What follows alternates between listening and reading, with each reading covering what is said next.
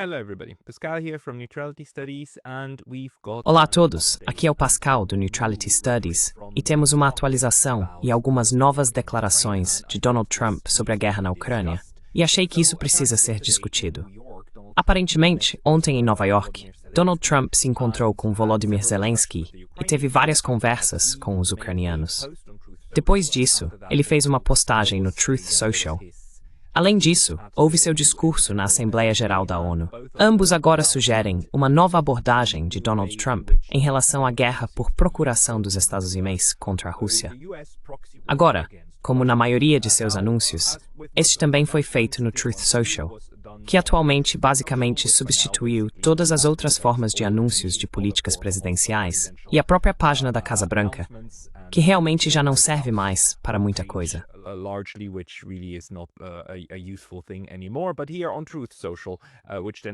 Mas aqui no Truth Social, que depois é repostado no Twitter, ainda conseguimos ter uma ideia geral de para onde o presidente dos Estados Unidos quer ir.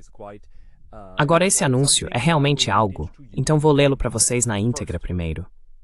Ele começa assim. Depois de conhecer e entender completamente a situação militar e econômica da Ucrânia e da Rússia, e após ver os problemas econômicos que isso está causando à Rússia, acredito que a Ucrânia, com o apoio da União Europeia, está em posição de lutar e recuperar toda a Ucrânia em sua forma original. Com tempo, paciência e o apoio financeiro da Europa, e em particular da OTAN, as fronteiras originais de onde essa guerra começou são uma opção muito real. Por que não?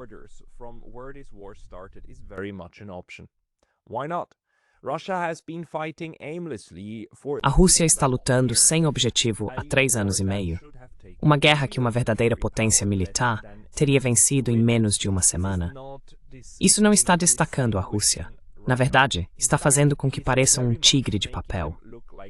Quando as pessoas que vivem em Moscou e em todas as grandes cidades, vilas e distritos da Rússia descobrirem o que realmente está acontecendo com essa guerra, o fato de que é quase impossível conseguir gasolina devido às longas filas que estão se formando, e todas as outras coisas que estão ocorrendo na economia de guerra, onde a maior parte do dinheiro está sendo gasto para lutar contra a Ucrânia, que tem um grande espírito e só está melhorando. A Ucrânia poderia recuperar seu país em sua forma original e, quem sabe, talvez além de for.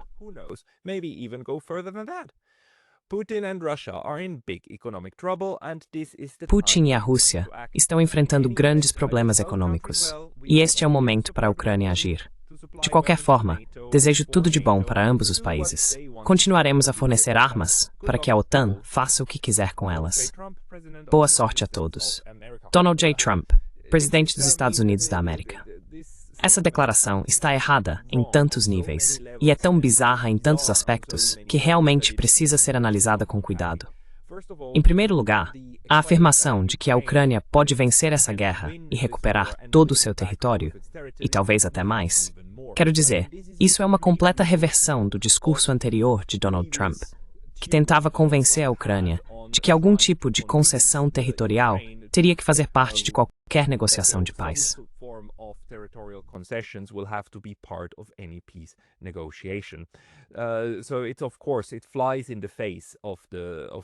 Então, é claro, isso contradiz suas declarações anteriores e sua postura desde a reunião com Vladimir Putin no Alasca.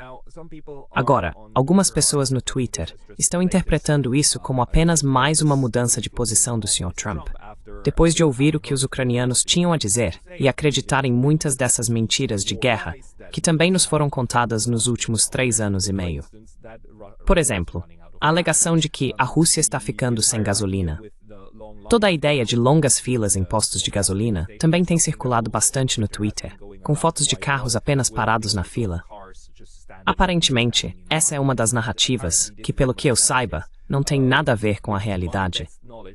Em que universo a Rússia ainda exportaria grande parte do seu gás e petróleo, enquanto seu próprio povo luta para encher o tanque?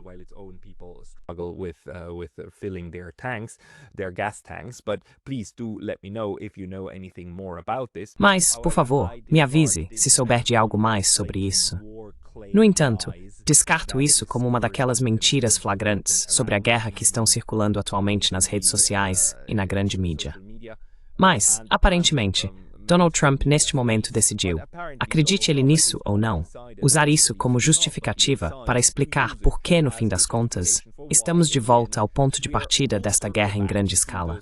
Estamos de volta a 2022, quando a narrativa ocidental era de que a Ucrânia poderia vencer esta guerra, que a Ucrânia poderia até recuperar a Crimeia em sua forma original, com as fronteiras de 1991. Tudo isso seria possível. O exército russo está em péssimas condições. A economia russa está em situação horrível. A economia russa vai colapsar e o povo da Rússia vai se revoltar contra Vladimir Putin.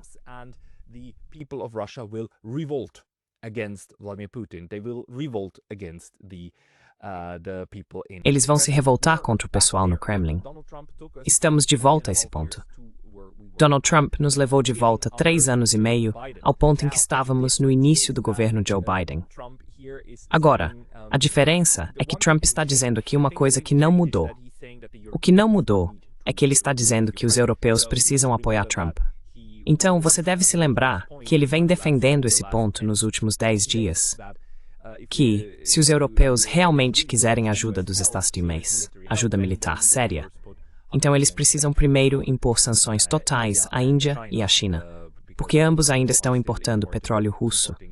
E antes que façam isso, não haverá mais compromissos dos Estados Unidos.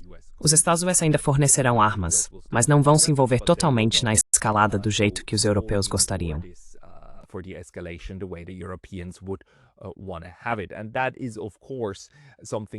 E isso é claro, algo que os europeus não podem fazer. E Donald Trump aparentemente sabe que eles não podem fazer isso. Por isso ele disse a eles, vejam, isso depende de vocês. Ele tem se esforçado muito para empurrar essa guerra para os europeus. O que ele deixa claro nessa postagem é, novamente, que os Estados Unidos estão mais do que felizes em vender armamentos aos europeus. E tudo o que os Estados Unidos puderem disponibilizar, tudo o que Israel não precisar, pode ir para os europeus, que então, através da OTAN, podem direcionar isso para a Ucrânia. Mas os europeus precisam pagar por isso, e precisam assumir a responsabilidade por tudo que resultar desse tipo de uso de armas.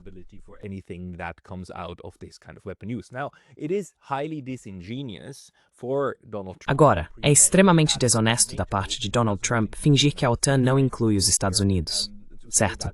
Dizer que, ok, os Estados Unidos só vão fornecer as armas e a OTAN vai implementar. A OTAN é comandada pelos Estados Unidos. Politicamente, é um clube de iguais. Teoricamente, é um clube de iguais. Na prática, é a vontade dos Estados Unidos que prevalece.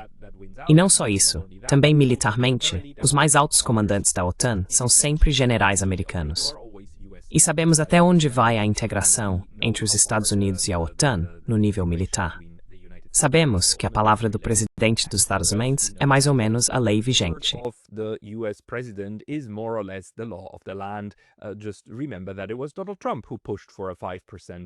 Lembre-se de que foi Donald Trump quem pressionou por uma meta de 5% de gastos para a OTAN. E claro, ele conseguiu essa meta. Em relação aos 5%, também é preciso dizer que isso se refere ao gasto total desses países.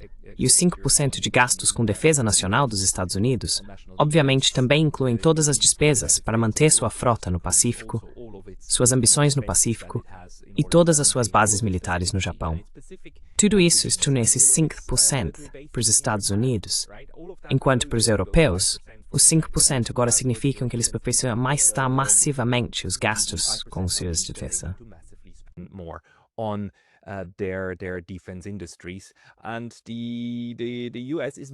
E os Estados Unidos estão mais do que felizes agora em pressionar os europeus e tirar seu dinheiro, fornecendo-lhes armamentos americanos.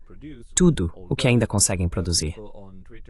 Embora pessoas no Twitter tenham sido muito rápidas em apontar que o principal problema da guerra é que toda a OTAN, incluindo os Estados Unidos, está na verdade ficando sem armas. A OTAN está com falta de armamentos. A OTAN está com falta de munições. A OTAN está com falta de sistemas de defesa aérea, que é uma das principais razões pelas quais esta guerra não pode ser escalada da maneira que os belicistas europeus gostariam.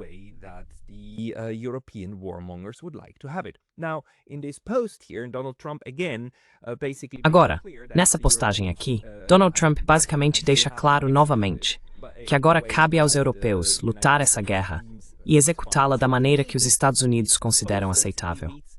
Para mim, essa postagem basicamente soa como uma birra, que mesmo depois de 9 meses no cargo, Donald Trump ainda não conseguiu alcançar aquele grandioso acordo de paz que ele queria e está frustrado com todos os lados. Ele basicamente joga tudo para o alto e diz, certo, Ucrânia, você quer recuperar todos os seus territórios, como eram em 1991? Quer recuperar tudo, inclusive a Crimeia, talvez até pela guerra? Tudo bem, vá em frente. E vocês, europeus, também, vão em frente. E vocês podem ter armas dos Strams. Go and do it, and you can have European, US weapons. We will supply you with weapons. Go for it, and we will funnel them through. Nós vamos fornecer armas para vocês. Vão em frente. E vamos canalizá-las através da OTAN. Só nos deem seu maldito dinheiro. E então vocês podem ter nossas armas. Nós, os Estados Unidos, não queremos nos envolver mais do que isso. Mas, ao mesmo tempo, nós, os Estados Unidos, não estamos dispostos a fazer o que poderíamos para encerrar essa guerra, que seria pressionar a Ucrânia para aceitar um acordo e pressionar os europeus para realmente negociar com os russos da maneira que deveria ser feita. Então, acho que, no geral, ainda faz sentido se você olhar para a trajetória do que o governo Trump vem dizendo ao longo do tempo, o que ele quer fazer. E faz sentido na medida em que os Estados Unidos agora querem focar em outros cenários.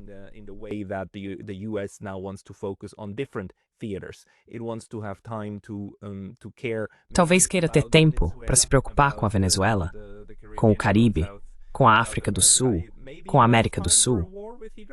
Talvez queira tempo para uma guerra com o Irã, porque todos os analistas com quem tenho conversado recentemente dizem que a guerra de 12 dias foi apenas o primeiro disparo em um conflito que vai ser longo e arrastado. E talvez seja isso. Talvez os Estados Unidos tenham decidido agora que se não podem encerrar a guerra, então vão tirar o máximo proveito dela. A forma como ele formulou a frase final também indica isso. Boa sorte a todos. Como quem diz, sabe, Rússia, se você pode vencer a guerra, vá lá e vença. Ucrânia, se você pode recuperar tudo, vá lá e recupere. Ukraine, if you can get everything back, go get it back. You can have our weapons. If you really want them. Vocês podem ficar com nossas armas. Quero dizer, se vocês realmente quiserem, nós vamos dar para vocês tudo o que pudermos ceder. E então vocês vão lá, lutam entre si e se destroem. E como instrumento de pressão, os Estados Unidos não vão retirar seu apoio à Ucrânia, porque isso serve de alavanca contra os russos.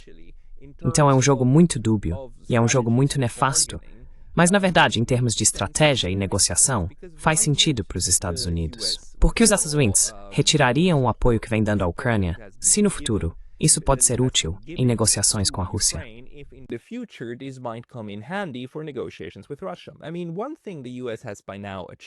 Quero dizer, uma coisa que os Estados Unidos já conseguiram foi reacender o relacionamento com a Rússia e abriram canais de negociação com a Rússia. Tem canais bilaterais de negociação. E uma coisa que a reunião do Alasca também deixou clara é que existe uma maneira para o alto escalão de Washington e Moscou negociarem e talvez até trabalharem em projetos de cooperação enquanto essa guerra ainda está acontecendo.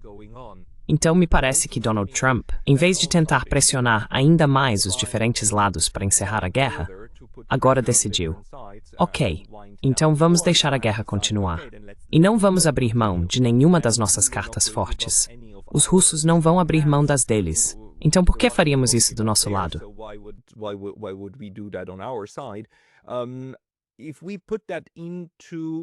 Se colocarmos isso no contexto do que Donald Trump também anunciou, e ainda não vi nenhuma retratação, que é que a cooperação de segurança com os estados bálticos, os vizinhos diretos, será um pouco reduzida, e que as bases militares na Finlândia que foram negociadas e acordadas entre a Finlândia e os Estados Unidos não serão ocupadas por americanos. Quero dizer, os Estados Unidos agora têm o direito de usar 15 bases militares na Finlândia. Mas, exceto por uma, ainda não fizeram uso disso. Eles ainda não começaram a enviar pessoas para realmente assumir o controle e transportar equipamentos militares americanos e talvez até, quem sabe, sistemas de mísseis e assim por diante.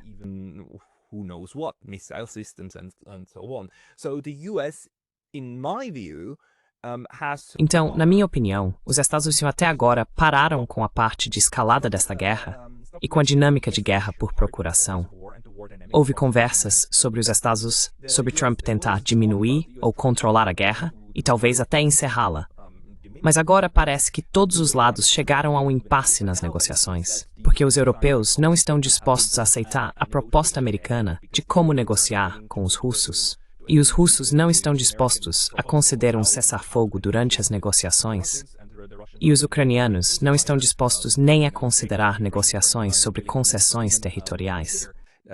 Negotiations about territorial concessions, it seems to me that this post... Parece-me que esta postagem, junto com outra coisa que vou te mostrar em seguida, indicam que os Estados Unidos agora vão aceitar o status quo de um conflito confinado dentro da Ucrânia e entregar a situação para os europeus, para que continuem aplicando a pressão que já querem exercer, com armas americanas que os Estados podem ceder, e deixar o derramamento de sangue continuar enquanto os Estados então redirecionam seu poder e atenção militar para outros lugares.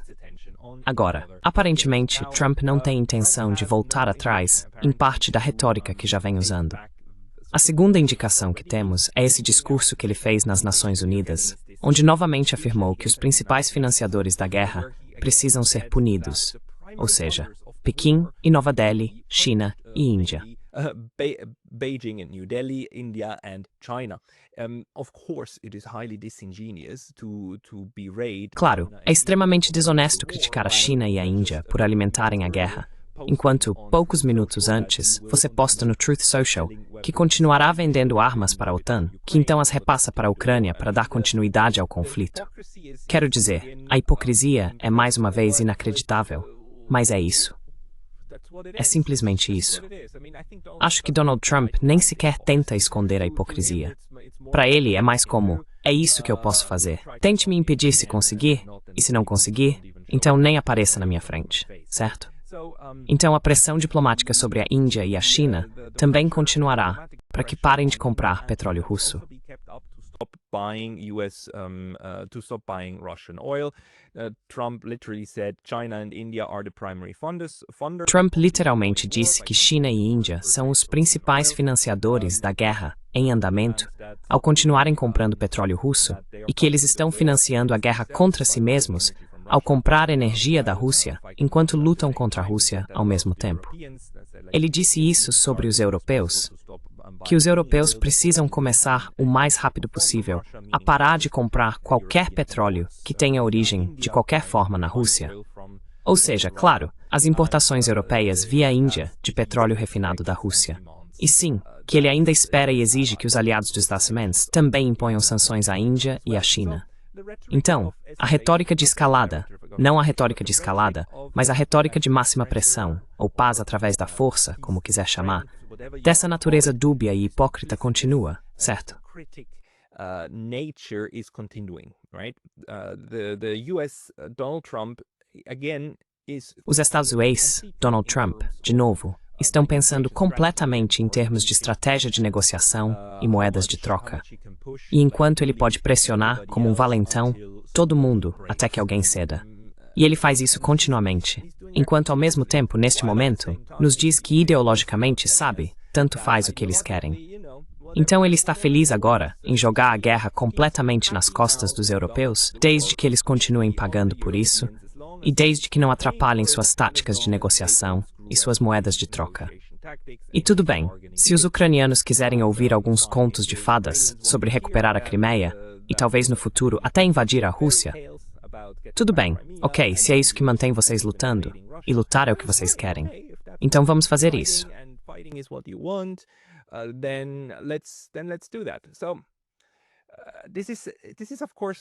Então, isso é, claro, um desenvolvimento triste.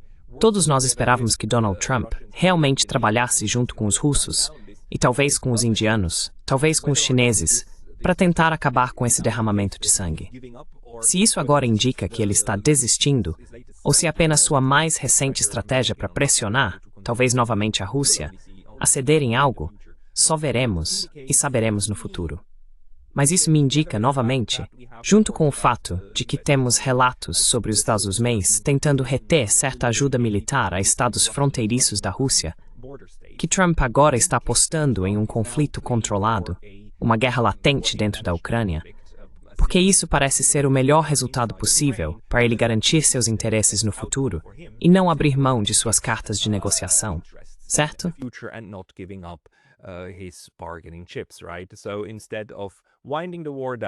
Então, em vez de encerrar a guerra, você não vai congelá-la, porque a guerra vai continuar.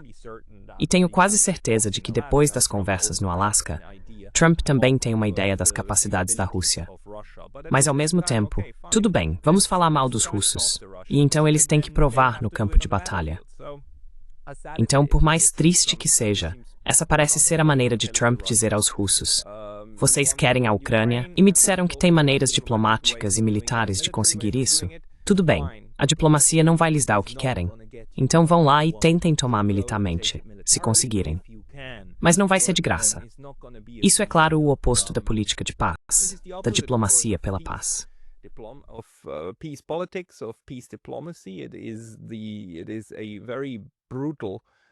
É uma maneira muito brutal e horrenda de dizer ao outro lado que a guerra por procuração que você mesmo começou precisa ser finalizada por eles no campo de batalha. Mas, na verdade, isso está em linha com guerras por procuração anteriores dos Estados. Está em linha com a forma como a Guerra do Vietnã terminou, certo? Foi o Vietnã do Norte que, no final, teve que invadir o Vietnã do Sul e tomá-lo militarmente. No Afeganistão, foram os talibãs que tiveram que expulsar os americanos, simplesmente resistindo por 20 anos e lutando de volta. Quero dizer, os Estados Unidos geralmente não admitem nenhum fracasso até décadas depois dos fatos. E mesmo assim, apenas por meio de historiadores brilhantes e, às vezes, partidos de oposição que só querem marcar pontos fáceis com seu eleitorado. Agora, é aqui que estamos. Now, this is where we are. I would hope that Trump would at least still rhetorically. Eu esperaria que Trump pelo menos continuasse, ao menos retoricamente, tentando encerrar a guerra. Mas parece que quanto mais isso se prolonga, mais parece que Brian Berlichik está absolutamente certo na avaliação que fez há mais de meio ano, dizendo que isso é apenas a versão mais recente da continuidade de uma agenda, e que os Estados Unidos estão apenas, você sabe, recarregando e redirecionando o foco, mas agora implementando o chamado compartilhamento de encargos. A divisão do trabalho, como Brian Berlichik corretamente chama, também o termo usado em relatórios da RAND Corporation.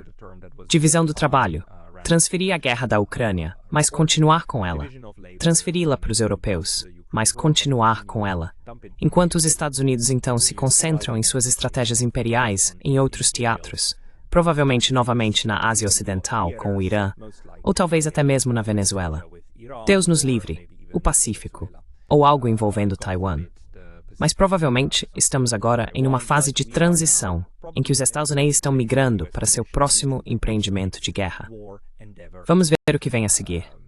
Muito obrigado pela atenção. What comes next? Thank you very much for your attention.